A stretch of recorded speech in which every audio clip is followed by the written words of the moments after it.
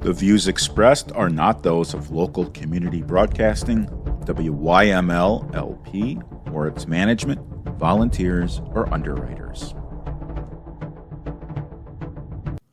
Welcome back to the Personal Safety Show. From time to time, we'll be interviewing various people in the firearms and safety communities, and today we have the privilege of interviewing Abraham Avalos. Abraham, thank you for taking the time to talk to me and the listeners. You've been very politically active for a long time. Tell us about your involvement in the Second Amendment community, and including anything you'd like to share, as well as your background in firearms. So I've been a gun owner for a couple years now. Started it back in 2008 for the presidential elections. One of the candidates who was running back then was Ron Paul. I was not a gun owner before then. I mean, I knew guns existed. You know, the cops had them, the bad guys had them, see it in Hollywood movies, but I really never got into them. I went to the Boy Scouts and we shot some few guns here and there. But what Ron Paul, he just opened my eyes when it came to the Second Amendment, government, rights, freedoms. He really opened my eyes. That's how I got started on the guns. And as time progressed on, I bought my first gun. I went shooting, but I wasn't too much politically involved until, I would say, a couple years later, when mass shootings started to happen more and more often, that I've noticed that's consequences of that happening. But you also get to see, along with that, the politician side. What do they have to say? What's their comments? And that's where I decided to get politically involved. What are the gun laws? What are the gun legislation they're coming up with? What they're saying?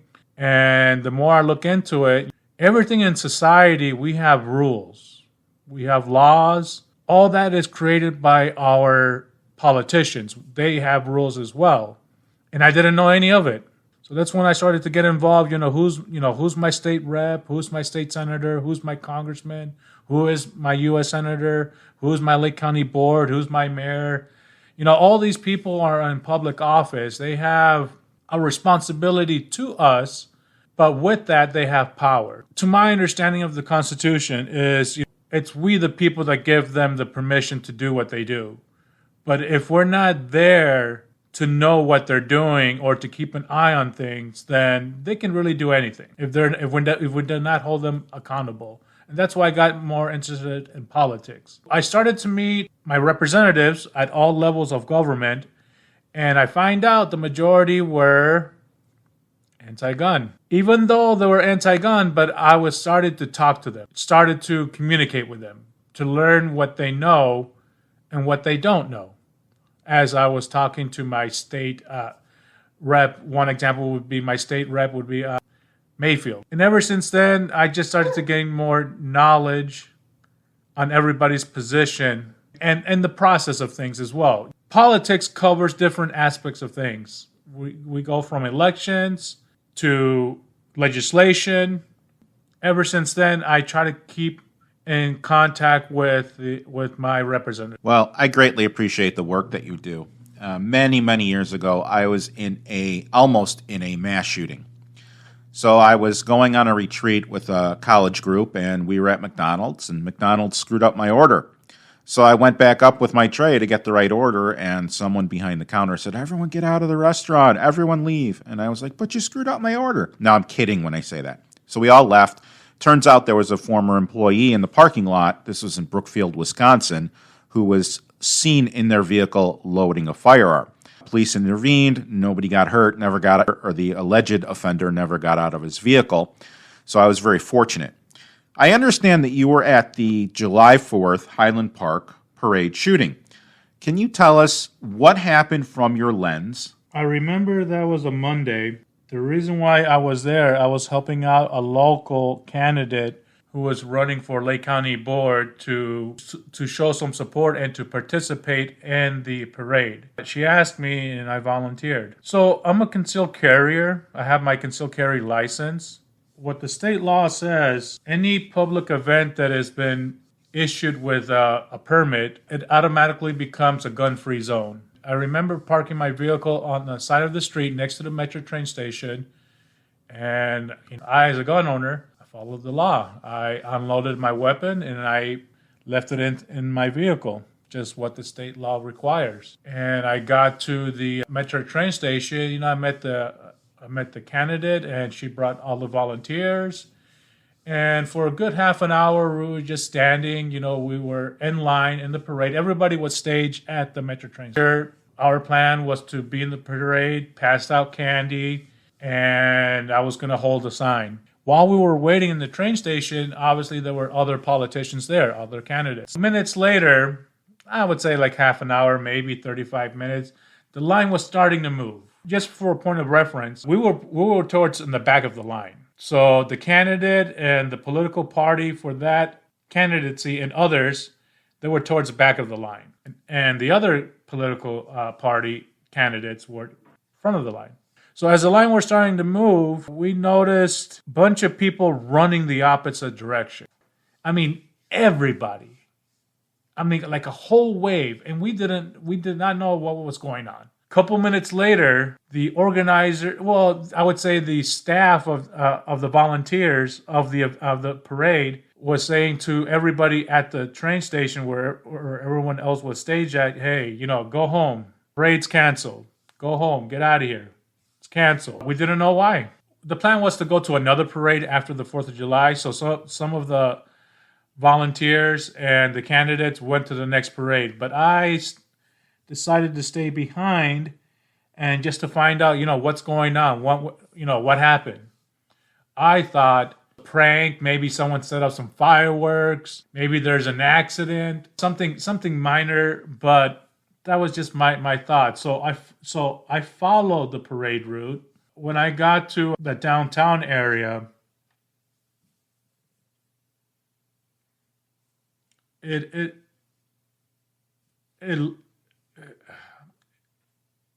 looked like a big mess. The first person I saw was sitting on a bench. There was blood coming from the leg, and she was just screaming for help. Just screaming, I need help, please, someone help me. And there was a child next to that person. And I told her, stay calm. They're coming. I went to another person. I continued to walk. And by the time I got to that other person, I saw an ambulance rolling up. And this person was on the ground,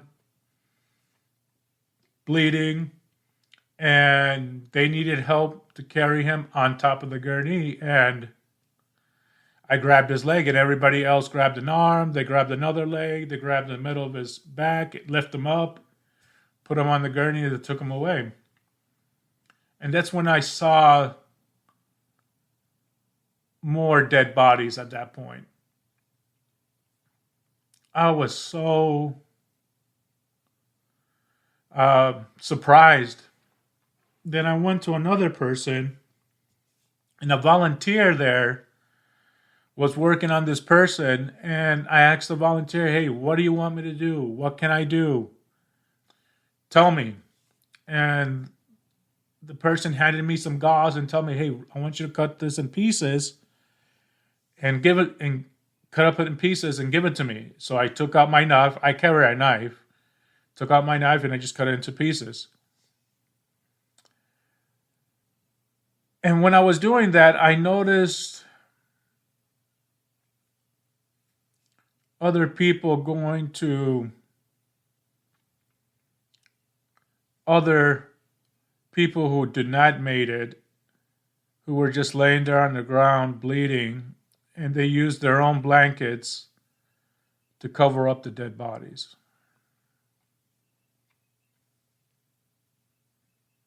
I must have seen like 3 or 4. And obviously, bloody trails behind them. at that moment, I was so sad for the victims. So sad. What a waste of life. And I kept on walking around. And that's when I started to get angry. Like, who could do this? Who could go against human life and do this act to another human being? And obviously, I knew better. I know better. And obviously, there's some people in this world that don't have the respect of life as others. They view life differently than I do. Sometimes good, but this event, terrible. And then more ambulance starting to come by, then more police were starting to showing up, and they secured the area. Then that's when I left. Abraham, I know this is difficult. This was difficult for you to be in the weeds, and it's also difficult for you to recount the story. So I greatly appreciate not only the fact that you're here recounting the story, but the fact that you were able to take action and contribute to the life-saving activities of public safety personnel.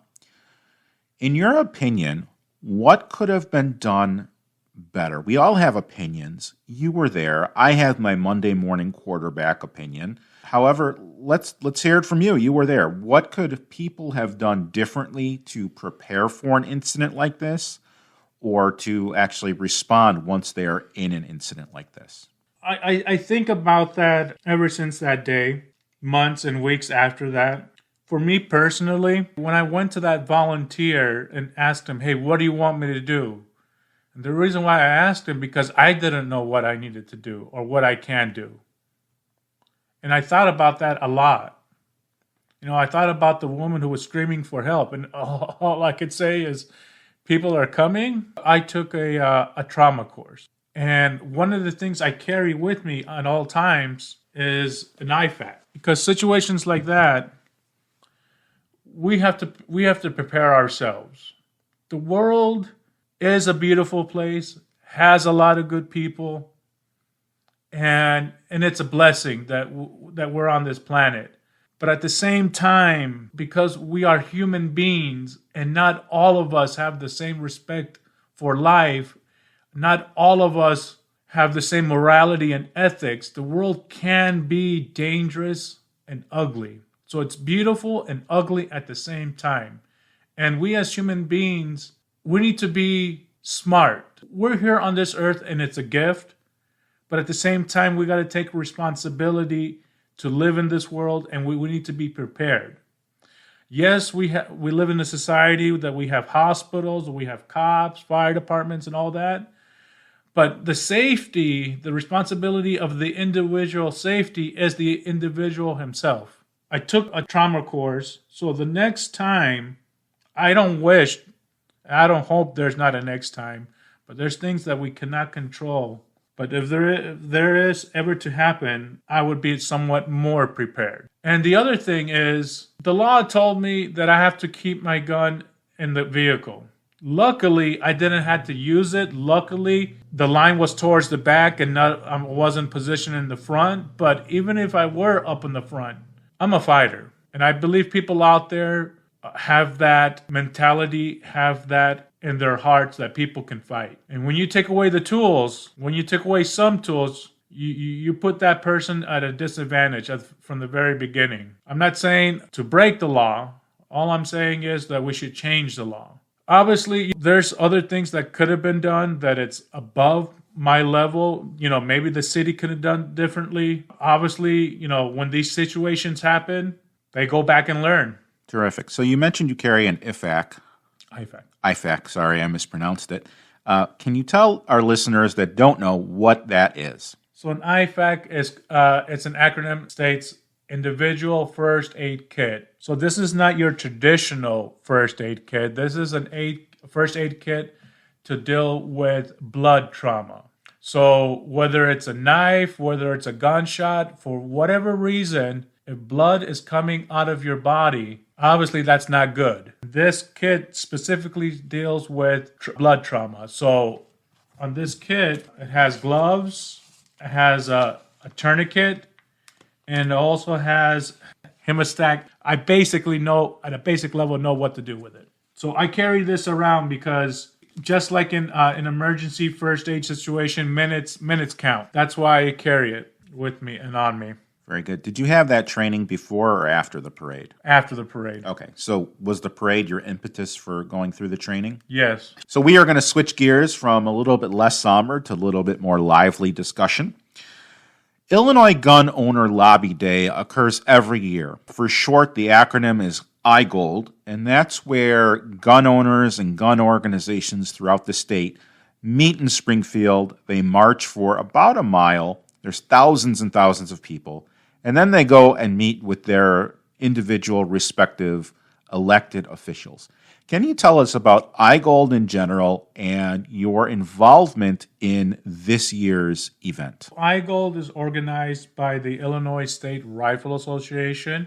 For this year, we try to organize with a local firearm store where they sponsored a bus, and we try to get people involved to attend IGOLD. So this year, we were able to take people from Lake County, McHenry County. The first meetup would be at the Bank of Springfield Stadium. That's where we meet at, and at the same time, there at the main floor, there's tables where you see other gun organizations or any other organizations, and they hand out memberships where you can buy merchandise, where you can learn other organizations on what they're doing regarding the gun issue at a political level. Then we go inside the stadium. Then we're treated by guest speakers. This year, Representative McCombie, and she made a good speech what the Republican Party what their plans are going to be doing regarding the Second Amendment at the Springfield Capitol when it comes to new gun legislations. There were other guest speakers too, the executive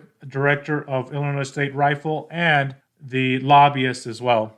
From there, after the stadium, then we march to Springfield Capitol. Once we get to the Capitol, we're at the east side of near a statue, and there's other guest speakers there as well. And those guest speakers are specifically the state representatives who choose to attend for IGO. They get to speak outside the state capitol. I did recognize two of them, which were from Lake County, was Representative Weber and Representative McLaughlin. Then once that is done, then we go inside the Capitol. Everyone visits their own state representative or their own state senators. And after that, there's a roundup meeting towards the end, and there's more guest speakers at that point. So it's an all-day event. It's pretty fun. I'm dying to know, what are the Republicans' plans for future gun legislation? This is where election matters, and this is where the rubber hits the road. This year, this legislation year, the amount of anti-gun politicians versus the amount of pro-gun politicians, they got us outbeat. This is going to be a tough legislation year on defending our Second Amendment in Springfield. Same thing at the state senator side, at the state Senate. There's more anti-gun politicians than pro. They got us to beat even more. Obviously, the plan would be defense. And the lobbyists did talk about more on that. They gave us some examples on defeating gun legislation bills. And one of the examples they brought up where the hotel industry would have to put up mandatory no gun signs. The lobbyists went to the hotel association and tell them, hey, you know what they put on your bill? No gun signs. You know how many lawsuits they're going to have? Suing your hotel? Because at the same time, on the concealed carry, or one of the changes they made at the time when concealed carry got passed a couple years ago, is not only that your home is your home, but if you were to go to a motel or a hotel, the law recognizes that's your extension of your home, meaning you still have the same rights at your hotel room as if you were at your own home. They can change the laws, and they were going to, but they were able to stop it just by talking to the association of the hotels, and they themselves took out that part of the law, the no gun free zone at your own hotel room. But that's just one of many examples. Fantastic. Thank you. Just for our listeners' sake, if you do go to a hotel and they have a no gun sign, it doesn't mean no guns. It means no concealed carry. You can transport a gun to your hotel room, and it is still your domicile, your living quarters. That's how to actually have a firearm in a hotel room. It's perfectly legal. You mentioned that there was a bus that took several people from McHenry and Lake County. I'd like to give a shout out to 5-Star Firearms in Zion. I have purchased from them. They have fantastic customer service. And if you'd like to check them out, please feel free. Also, you mentioned that there were tables with different gun groups. Can you give our listeners an idea of what those gun groups are? And if someone wanted to become involved politically, what should they do? At one of the tables from one of the organizations, besides Illinois State Rifle Association, there was another gun organization called Gun Save Lives. So that's another pro-gun group in Illinois. They're statewide, not just regional or not just at a certain area. They're statewide, and they do have a chapter over at Lake County / Cook County, Northern Cook County. Regarding getting political, I would just start by going to your local political group meeting, whether it's at the township level, whether it's the city level, whether it's the county level.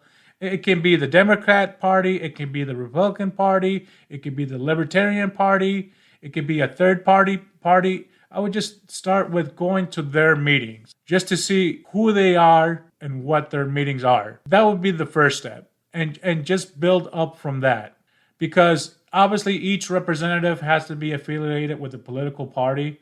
And I would just attend to their political meetings, their local organization political meetings. Whether they're gun pro or not, if this is your first time, I would attend to those meetings. And after that, there is some websites that you can go to, whether it's a county level or at the state level, that you can type in your address and find out who's your representative. From the federal level down to the state level, down to the county level and city level, and even down to the library and school boards as well. Get to know who's your representatives. Keep in mind, these people, like I said earlier, they have the responsibility to represent us, and they have the responsibility to make laws and rules as we live together in this society. Get to know who they are and get to know, what are their plans. Sometimes you might find other interests as well. And sometimes you'll find common ground. They're human beings just like you and I. That was awesome. And I want to dovetail on that and talk about, prior to redistricting, my state representative did sponsor several anti-gun laws, and I have a relationship with them. And even though he supported these anti-gun laws, he invited me to participate in a public safety expo to let people know about concealed carry training. So there are other interests. And just because someone's on the other side of the aisle from you doesn't mean they're all bad. This same representative actually put in legislation, it was passed, where EpiPens, I know this has nothing to do with firearms, but EpiPens are now cost capped, so people can actually afford multiple EpiPens. That was a fantastic law. Listen with an open mind. Don't go with a closed mind. Abraham, I'd like to ask you a concluding question. What's your take, what's your viewpoint on the current assault weapons ban in Illinois, as well as the several lawsuits that are challenging it? So the Illinois assault weapons ban and high-capacity magazine ban. It was a sad day when it passed it. It was much more sadder on how they passed it. You have to keep in mind, the bill itself originally is a shell bill. To my understanding, Representative Morgan did introduce a new bill, and specifically was meant to be the Illinois assault weapons ban. And it went through several committees, It did pass the House, but it did not pass the Senate. This is part of being politically involved. Believe it or not, even the Springfield have rules, but sometimes those rules can be bent. So the example is on the assault weapons ban, because they didn't pass the original assault weapons ban, they were able to take a bill. Originally was for insurance. Through amending the bill, they were able to remove the language of this insurance. Keep in mind, the insurance bill, the name of that bill does not change officially. It still stays the same. So they amended it and put the language of the assault weapons ban onto that bill. So it was a sad day how were they able to get it passed. I believe it's unconstitutional, clearly. I don't need to be a lawyer to say that. But regarding the lawsuits, here's my opinion on the lawsuits. Keep in mind there's multiple lawsuits at the federal court and at the state court. Now, there's different organizations. There's even different politicians. Certain politicians have their own lawsuits as well, whether it's at Springfield or whether it's the county level. It's all good, to my understanding. Yes, there's some that are attacking it at the constitutional issue, and there's some are attacking it at the law does not apply equally to everyone, and there's certain lawsuits attack it that this law wasn't passed correctly. I'm not saying one lawsuit is better than the other. I'm saying is all the lawsuits regarding with the Illinois assault weapons ban have something different to offer. So I support all of them. Right now, for the gun community, we need to stand together. Even if everyone's doing their own thing differently, but our goals, because of our passion on this issue, should be the same. I'm hopeful that all these lawsuits will give us the good result at the end, but it's going to take time to get there. And people need to realize that it's going to take time. And at the same time, it's going to cost a lot of money. That's the world that we live in. Everything in life costs money. So please help and donate as much as you can, when you can, from 1 penny to $1 million. Do what you can. I'm pitching in whatever I can as well. Very good. Abraham, thank you very much for taking your time with us today. If someone needs information on where they can make a donation, my electronic business card is firearmmentorcard.com. If you send me a message, I can give you several options if you choose to do that. So once again, Abraham, thank you very much for all of your viewpoint, and thank you for being a hero at the Highland Park Parade. Stay safe out there, and pretty soon I'll see you at the shooting range. This is Marcus Melnick with Firearm Mentor, signing off. The views expressed are not those of local community broadcasting, WYML LP, or its management, volunteers, or underwriters.